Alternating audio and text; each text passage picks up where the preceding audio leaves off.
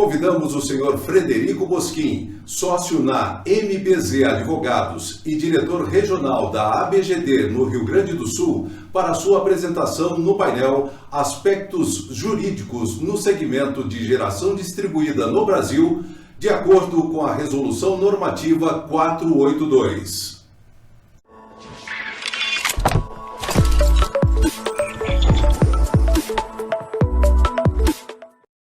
Bom dia, pessoal. Sempre um prazer imenso aqui de novo estar com vocês no Fórum GD. De novo aqui trazendo algum conteúdo relevante aí para todo o público da geração distribuída. Tá? Como sempre, vou abordar aqui aspectos jurídicos do segmento de GD no Brasil, tá? Um enfoque na 482, que é o nosso regulamento em vigência. Meu nome é Frederico Bosquim, sou advogado, diretor do Sindinergia RS, diretor regional da BGD aqui no Rio Grande do Sul, e venho aqui trazer para vocês, então, uma explanação do que eu entendo desse mercado e muito do que eu convivo aqui diariamente aqui com toda essa sistemática de trabalho dentro do segmento de geração distribuída no Brasil. Tá? Como advogado, então, meu foco vai ser sempre muito a questão de como funciona a geração distribuída com relação ao uso de rede, a alguns aspectos aqui contratuais, tá? Regulamentos, algumas vedações e implicações tributárias da geração distribuída. Tá? Vou colocar, então, para vocês a minha apresentação, vou tratando aqui de alguns pontos. Tá? Aspectos jurídicos do segmento de GD no Brasil, eu vou abordar, então, principalmente a regra que está em vigência hoje, mesmo que a gente considere essa revisão, tá? E mesmo que se considere alguns dos PLs, eu vou focar muito aqui, então, em 482, tá? Então, vamos lá. Aqui, quando a gente fala em geração distribuída, na verdade, a 482 ela trouxe uma grande inovação que diz respeito especificamente à compensação de energia. Geração distribuída já era um conceito que existia no mercado, a gente já conhecia ele, tá? Em basicamente a geração de pequeno porte, tá? E a possibilidade de concessionárias comprarem energia diretamente do consumidor, sem passar por um gerador. Quando a gente fala isso, a gente define especificamente que o consumidor da geração distribuída ele é o consumidor do mercado cativo, então o consumidor de mercado livre não entra nessa sistemática porque não existe comercialização de energia nessa lógica, tá, gente? Então, o que isso quer dizer? Eu não vou ler toda essa parte, mas eu coloquei em vermelho aqui para vocês, justamente o quê? Não existe comercialização de energia, nem tem como haver, tá?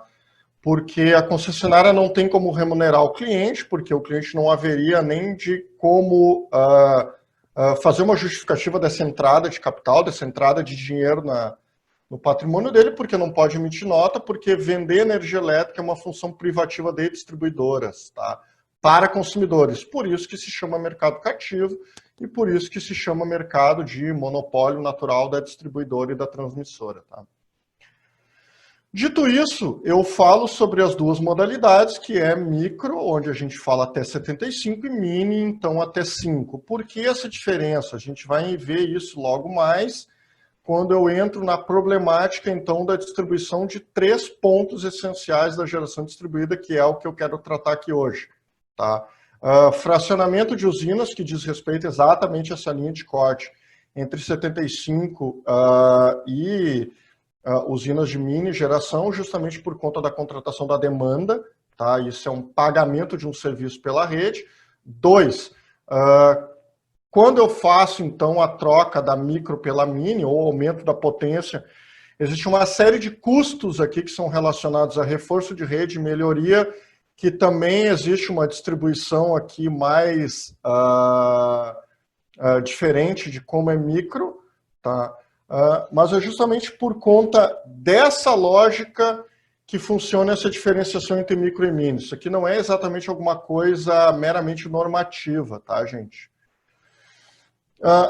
Dito isso, antes da gente entrar na questão de alguns detalhes de como funciona então a geração e da problemática, eu sempre trago esse gráfico para explicar para vocês duas coisas. o que é tarifa de energia e o que é custo de energia. Tá? Veja que no lado da pizza aqui eu tenho então a distribuição de como funciona a tarifa de energia, tá? Que diz respeito às componentes que são dadas pela distribuidora. Tá? Aí a tarifa regulada pela ANEEL. No lado aqui da nossa componente de tributos, parcela B e parcela A, isso aqui diz respeito ao custo da energia. Porque, veja, tributo não faz parte da tarifa de energia. O tributo ele vem depois de ser levantado todos os custos e isso faz parte do que a gente paga. Tá? Por que eu falo isso? Porque a compensação na geração distribuída é importante para a gente ter consideração sobre o que a gente vai compensar. Então, em alguns determinados modelos, a gente compensa tributos, em outros modelos, não. Tá? E aqui a gente vai, então, ver como vai ter alguma espécie de rentabilidade diferente entre projetos, por exemplo, compartilhados ou não, tá? De geração compartilhada. Quando a gente vai olhar aqui, então, tributos ICMS, PIS, COFINS e CIP, a gente já consegue ver três coisas. O ICMS é Estado, PIS, COFINS é União e CIP é município. Então, já tem 3 entidades aqui interessadas na nossa fatura. Parcela B são custos gerenciáveis pela distribuidora, ou seja, são os custos relacionados à distribuição e são os custos que dizem respeito à empresa que faz ali a colocação do fio e do trafo na rua onde eu vou ligar a minha GD. A parcela A, ela diz respeito a custos não gerenciáveis da distribuidora, ou seja, ela repassa isso juntamente com o tributo. Tá? Então, assim, quando ela recolhe a transmissão, ela faz integralmente o repasse da transmissão através da TUST para a transmissora. Encargos para a ANEEL ou para o ONS e TE, que é a tarifa de energia, para a geradora. Então, por isso que se cria uma celeuma tão grande em volta da geração distribuída, porque aqui já se vê que são pelo menos 8 entes que recebem as suas remunerações dentro de uma fatura só. Então, é importante ter claro que quando a gente faz a injeção de 1 kW pela placa solar lá do meu telhado, eu preciso ter claro que eu estou compensando, então, não só a minha pizza aqui do meu lado esquerdo, mas eu estou fazendo a compensação de todas essas rubricas que estão aqui desse lado, tributo, parcela A e parcela B. Tá? Dito isso, eu trago, então, como é que funciona o aspecto tributário, que talvez seja o mais importante para a gente entender o que compensa e o que não compensa na tarifa de energia. Tá? Grosso modo, tudo na tarifa tem que ser tributado, a menos que exista uma regra que nos permita a não cobrança do ICMS. Tá? Então, veja, mesmo que a 482 fale que se trata de empréstimo gratuito, tá? Todos os estados, os entes federados, eles devem cobrar o ICMS da rubrica inteira da energia que passa pelo fio. Por que isso? Porque não é autorizado nenhum estado, pela lei de responsabilidade fiscal, de conceder nenhuma espécie de isenção que não seja literal, tá? E que não seja absolutamente clara dentro de um dispositivo normativo estadual. O convênio CONFAS, que é uma reunião dos secretários estaduais nacionais, tá, junto com o ministro de Fazenda, ele faz um nivelamento de ICMS de forma que não exista guerra fiscal entre os estados. Então, o convênio CONFAS, ele decide que os estados podem ou não podem conceder isenção na questão da GD, com exceção de Minas Gerais e Rio de Janeiro, que tem os seus convênios, tem leis estaduais diferentes dos decretos estaduais, e que concedem uma ampliação desse escopo de isenção. Tá? Aqui, então, eu trago a leitura literal do que está dito. Tá? Então, os estados estão autorizados a dar isenção de ICMS, então vejam aqui que ele fala na própria unidade consumidora, unidade do mesmo titular. Tudo isso para explicar que somente o alto consumo remoto tem a possibilidade de isenção de ICMS. As outras 3 hipóteses não têm essa possibilidade. Ou seja, qualquer geração compartilhada não tem isenção de ICMS e EMUCs também não tem isenção de ICMS. Justamente por isso que a gente vê tão pouco EMUC e tão pouco geração compartilhada no mercado. porque a gente não isenta a tarifa do cliente. Então, esse cliente ele vai continuar pagando o ICMS inteiro, mesmo que eu faça o abatimento do crédito em quilowatt-hora da conta dele. Tá? Com o seguinte detalhe que é dado aqui embaixo, onde eu botei esse triângulo aqui de atenção, que é usinas, então, menores que 1 mega. Tá? Somente sobre TE, tá? Que é o que diz o item de baixo. Então, não se aplica custo de disponibilidade, energia reativa, demanda de potência, encargo de conexão, uso de distribuição e qualquer outro valor. Tudo isso para explicar o quê? Muitas concessionárias fazem a distinção agora na baixa tensão do que é TUSD e do que é TE. Por quê? Porque eles precisam, então, fazer a apuração do ICMS dessa rubrica de TUSD, tá? Que não está dada aqui. Então, vocês devem ter visto aí já muitos dos clientes de vocês reclamam que vocês não conseguem mais fazer um abatimento total de energia, o quilowatt-hora que entra, ele não abate 100%, porque a conta do cliente, ela então segue agora entrando com pelo menos o ICMS da TUSD em todas as contas, tá? Isso se explica por conta dessa dinâmica do convênio com o FAS. Muitas concessionárias não faziam isso e era uma questão procedimental delas, tá? Mas agora é feito. Tá? Então isso explica muita coisa aqui de uma perda de rentabilidade de alguns projetos. Tá? Ou seja, a isenção não se aplica à geração compartilhada e nem EMUCs e qualquer empreendimento com potência superior ao mega. Tá? Ou seja, somente vai se beneficiar quem tem unidade consumidora do mesmo titular, ou seja, matriz e filial no alto consumo remoto, e usinas até 1 mega, sendo certo que somente sobre TE, tá? Não sobre TUSD, tá, gente? Então, o que eu faço? Normalmente eu pego a tarifa, divido em 2 e pego ali o ICMS, que vai dar talvez 30%, sempre vai sobrar 15% de ICMS que vai continuar sendo pago, tá? Justamente porque divisão entre TE e TUSD é alguma coisa próxima de 50%. Tá? Questão de PIS e COFINS é um pouco mais simples, tá? Ele tem a mesma dinâmica de mesma titularidade, tá? Ou seja, só tem isenção de PIS e COFINS quando eu falo de matriz filial.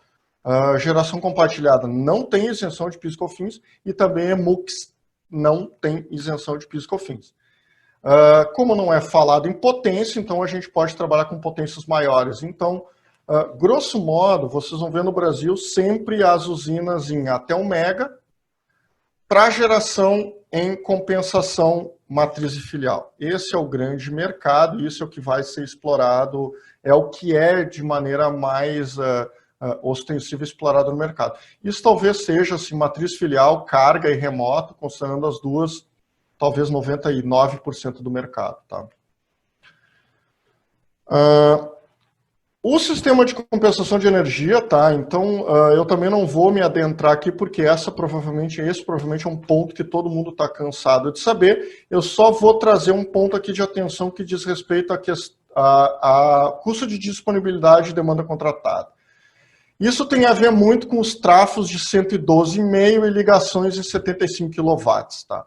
Muita gente me questiona isso, metade das concessionárias do Brasil não aceitam mais o faturamento em grupo B de quem está ligado em tráfego 112, porque insiste na tese de que, como está ligado em GD, a regra da 482 fala que, se está ligado em microgeração, paga a disponibilidade, se tiver ligado em mini geração, paga a demanda contratada.